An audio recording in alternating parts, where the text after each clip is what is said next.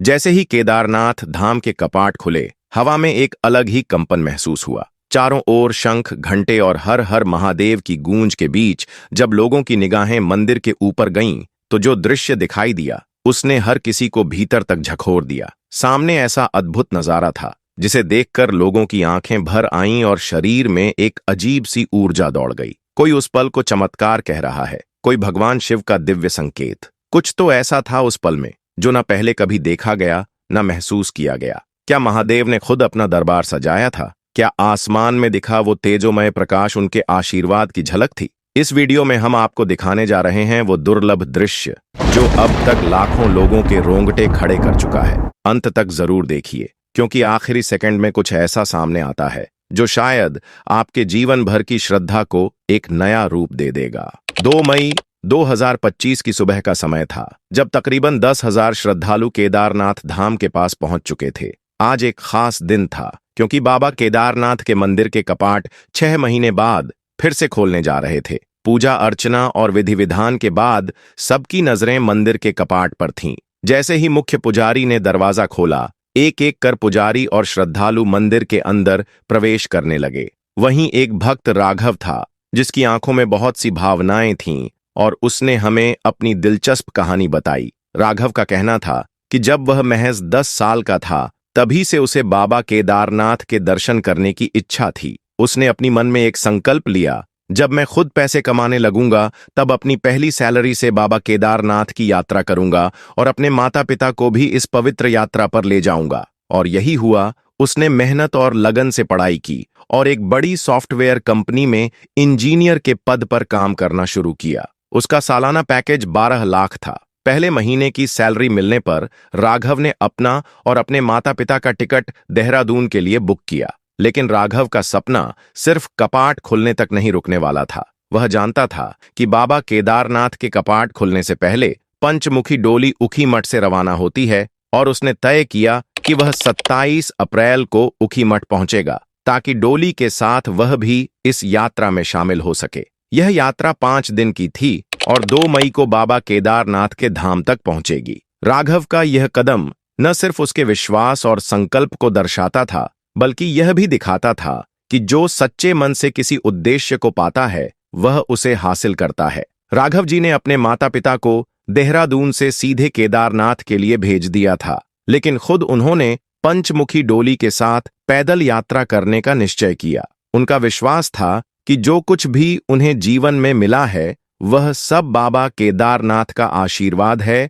आप भी अगर बाबा केदारनाथ के सच्चे भक्त हैं, तो इस वीडियो को लाइक करें और कमेंट बॉक्स में जय श्री केदार जरूर लिखें। 27 अप्रैल का दिन था और रविवार के दिन भगवान भैरवनाथ की विशेष पूजा अर्चना की गई। मंत्रों से वातावरण गूंज उठा और बाबा के धाम की ओर पंचमुखी डोली की यात्रा शुरू हुई। सदियों से चली आ रही यह परंपरा आज भी जीवित थी। जब बाबा केदारनाथ के कपाट बंद होते हैं, तो वे ओंकारेश्वर महादेव के मंदिर में निवास करते हैं। फिर जब बाबा के कपाट फिर से खुलते हैं, तो ओंकारेश्वर मंदिर से उनकी डोली केदारनाथ के लिए रवाना होती है, ताकि वे अगले 6 महीनों तक अपने भक्तों पर आशीर्वाद बरसाएं। इस यात्रा में सैकड़ों भक्त शामिल थे और राघव जी बाबा के जयकारे लगाते हुए माहौल को भक्ति में रंग देते जा रहे थे। यात्रा के दौरान पहला पड़ाव गुप्त काशी था, जहां बाबा के विश्वनाथ मंदिर में डोली को विश्राम के लिए रखा गया। 28 अप्रैल की रात को राघव और अन्य श्रद्धालु बाबा विश्वनाथ के दर्शन करने पहुंचे और वहीं पर सभी ने विश्राम किया, ताकि अगले दिन के यात्रा के लिए ऊर्जा जुटाई जा सके।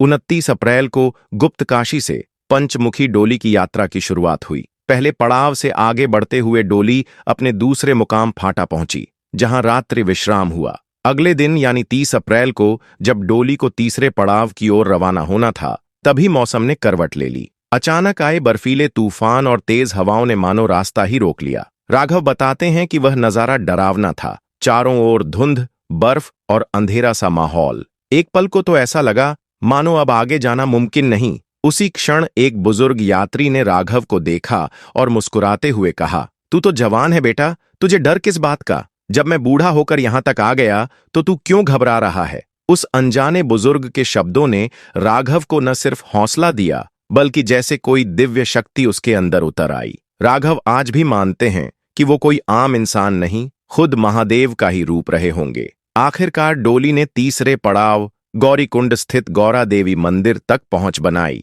जहां विधिपूर्वक पूजा अर्चना की गई। इस दौरान यात्रा के 4 दिन बीत चुके थे। राघव बताते हैं कि इतने दिनों में उन्होंने ठीक से खाना भी नहीं खाया था, मानो एक तपस्या चल रही थी। सुबह से रात तक डोली लेकर चलना और रात में जहां जगह मिले वहीं विश्राम कर लेना। अब सिर्फ एक आखिरी पड़ाव बचा था, केदारनाथ धाम। 1 मई की रात सबकी सांसें रुकी हुई थीं, क्योंकि अगली सुबह 2 मई को शुभ वृषभ लग्न में प्रातः 7 बजे बाबा केदारनाथ के कपाट खुलने वाले थे। राघव चाहते थे कि वे उसी पंचमुखी डोली के साथ जो उखी मठ से चली थी, सबसे पहले बाबा के दर्शन करें, और ऐसा ही हुआ। 2 मई को जैसे ही कपाट खुले, डोली अपने अंतिम पड़ाव पर थी और राघव बाबा केदारनाथ के दर्शन कर रहे थे। लेकिन उन्हें इस बात का बिल्कुल भी अंदाजा नहीं था कि यह सिर्फ एक दर्शन नहीं, बल्कि कई रहस्यों से पर्दा हटने की शुरुआत थी। जिस केदारनाथ मंदिर ने 2013 की भयंकर आपदा में भी खुद को अक्षत रखा था, वही मंदिर 6 महीने तक बंद रहता है। राघव सोच रहे थे, जब इतने महीनों तक मंदिर बंद रहता है तो अंदर का हाल कैसा होता होगा। लेकिन कपाट खुलते ही जो दृश्य उन्होंने देखा, वो उनकी कल्पनाओं से भी परे था, और यहीं से शुरू हुई उनके जीवन की एक नई आध्यात्मिक यात्रा। 7 बजे का इंतजार और दिव्यता से भरा वह पल, सुबह का समय था। घड़ी 7 बजने ही वाली थी। मंदिर प्रांगण में एक अलग ही माहौल था। हर तरफ श्रद्धा की लहर दौड़ रही थी। भक्तों की आंखों में उत्साह साफ झलक रहा था। सभी बाबा केदारनाथ के दर्शन को बेचैन थे। चारों ओर ढोल नगाड़े बज रहे थे। पुलिस और सेना के जवानों ने परंपरागत रूप से स्वागत की व्यवस्था संभाल रखी थी। सबकी निगाहें उस पल पर टिकी थीं जब कपाट खुलेंगे। 5 दिनों की कठिन यात्रा के बाद जब राघव जी पंचमुखी डोली के साथ वहां पहुंचे, तो उनकी थकान एक पल में जैसे गायब हो गई। उन्हें खुद महसूस हुआ कि बाबा की भूमि पर कदम रखते ही उनके भीतर कोई दिव्य ऊर्जा समा गई है। मंदिर के मुख्य पुजारी विधि विधान के साथ पूजा कर रहे थे। कपाट खोलने की प्रक्रिया अपने अंतिम चरण में थी और राघव जी भी वहीं खड़े थे।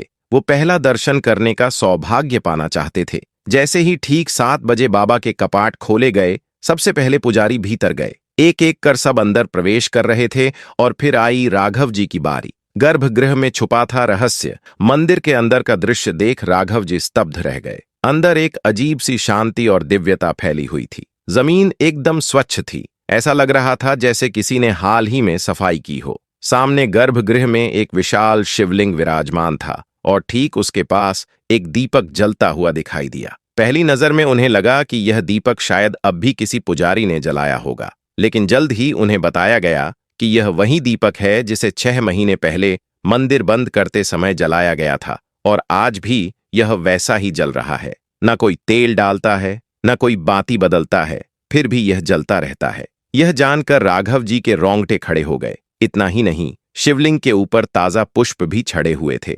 आसपास फूलों का कोई पेड़ पौधा नहीं था, ना ही कोई ऐसा व्यक्ति जो कपाट खुलने से पहले अंदर गया हो। यह पुष्प कहां से आए? देवताओं की उपस्थिति की साक्षात अनुभूति। राघव जी ने जब एक वरिष्ठ पुजारी से इसका रहस्य पूछा, तो जो जवाब मिला वह उन्हें भीतर तक झकझोर गया। पुजारी ने मुस्कुराते हुए कहा, बाबा केदारनाथ केवल मनुष्यों के लिए नहीं है बेटा, उनके भक्तों में भूत प्रेत, गंधर्व, किन्नर और देवगण तक शामिल हैं। जब कपाट बंद हो जाते हैं और मनुष्य पूजा नहीं कर पाते, तब स्वयं देवी देवता यहाँ पधारते हैं। वही मंदिर की सफाई करते हैं, वही दीपक जलाए रखते हैं और वही पुष्प चढ़ाते हैं। ये सब सुनकर राघव जी का मन पूरी तरह भाव विभोर हो गया। उन्होंने अपने माता पिता के साथ कई बार बाबा के दर्शन किए और हर बार उन्हें कुछ नया अनुभव हुआ। कभी शांति, कभी शक्ति, कभी करुणा। ऐसा लग रहा था जैसे बाबा केदारनाथ हर बार उन्हें किसी नई ऊर्जा से भर रहे हों।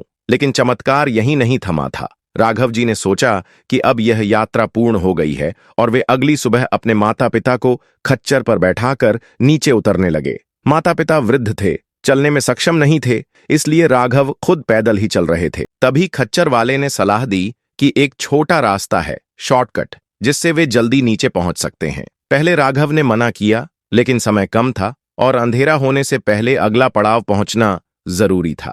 माता पिता के कहने पर वे तैयार हो गए। जैसे ही वे उस रास्ते में आगे बढ़े, सामने एक ऐसा दृश्य आया जिसने सबकी सांसें थाम दी। एक विशालकाय नाग रास्ते के बीचों बीच फन फैलाए खड़ा था। किसी में हिम्मत नहीं थी आगे बढ़ने की, और जब खच्चर वाले ने उसे हटाने की कोशिश की तो 2-3 और सांप वहां प्रकट हो गए, जैसे किसी शक्ति ने उन्हें वहीं तैनात किया हो। 1 घंटा बीत गया, नाग अपनी जगह से नहीं हिले। मजबूरी में सबको वापस जाना पड़ा, और जब वे लंबा रास्ता लेकर अगले पड़ाव पर पहुंचे, वहां उन्हें एक ऐसी खबर मिली जिसने उनके पैरों तले जमीन खिसका दी। जिस शॉर्टकट से वे जाने वाले थे, ठीक उसी जगह कुछ ही मिनट पहले भूस्खलन हुआ था। जमीन धंस गई थी। अगर वे उस रास्ते पर थोड़ी देर भी रुकते तो शायद अब तक जिंदा न होते। अब सारी कड़ियां जुड़ने लगी थीं। वो नाग कोई सामान्य जीव नहीं थे, वो शायद भोलेनाथ का रूप थे, एक चेतावनी, एक सुरक्षा कवच, ताकि उनके भक्त उस रास्ते पर एक कदम भी न रखें। राघव जी के लिए यह पूरी यात्रा सिर्फ एक धार्मिक तीर्थ नहीं रह गई थी, यह एक जीवंत साक्षात्कार बन चुकी थी। एक ऐसी अनुभूति जहां हर मोड़ पर भगवान की मौजूदगी महसूस हो रही थी। गौरीकुंड पहुंचते पहुंचते रात के 9 बज चुके थे,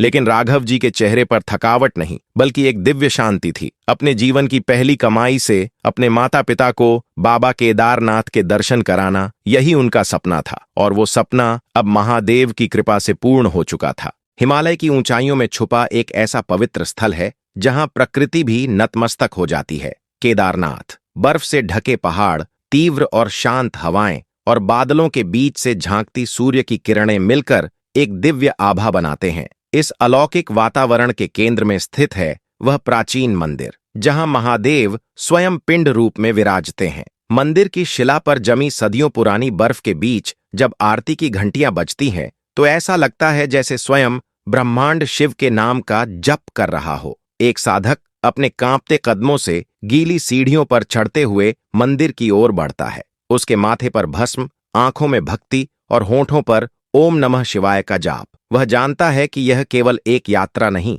आत्मा का मिलन है अपने आराध्य से। मंदिर के भीतर स्थित शिवलिंग पर गंगा जल चढ़ता है और वातावरण शिवमय हो उठता है। यह केदारनाथ है, वह भूमि जहां पांडवों ने पश्चाताप किया, जहां स्वयं महादेव ने भूगर्भ में प्रवेश किया और जहां हर पत्थर शिव की महिमा गाता है। यह वो स्थान है जहां भक्त केवल दर्शन करने नहीं आते, वे आते हैं अपने अस्तित्व को शिव में विलीन करने। तो साथियों, इस पूरी घटना ने हमें एक गहरी सीख दी। जब भी जीवन में कोई रास्ता अचानक बंद हो जाए या कोई अड़चन सामने आ खड़ी हो, तो घबराइए मत। हो सकता है वो रुकावट नहीं, ईश्वर की सुरक्षा हो जो आपको किसी बड़ी अनहोनी से बचा रही हो। कभी कभी हम समझ नहीं पाते, लेकिन समय के साथ एहसास होता है कि जो हुआ वो हमारे भले के लिए ही हुआ। अब आप हमें जरूर बताइए, क्या आपने कभी ऐसा कोई चमत्कार या अनुभव महसूस किया है, और बाबा केदारनाथ की यात्रा पर आप कब जा रहे हैं? अगर ये सच्ची कथा आपके मन को छू गई हो तो इस वीडियो को एक प्यारा सा लाइक दीजिए, और हाँ, चैनल को सब्सक्राइब करना मत भूलिए, क्योंकि हम लाते रहेंगे आपके लिए ऐसी ही सच्ची, आध्यात्मिक और दिल छू लेने वाली कहानियां। हर हर महादेव। भोलेनाथ आपके जीवन में भी ऐसे ही चमत्कारिक पल भर दें। जय शिव शंकर।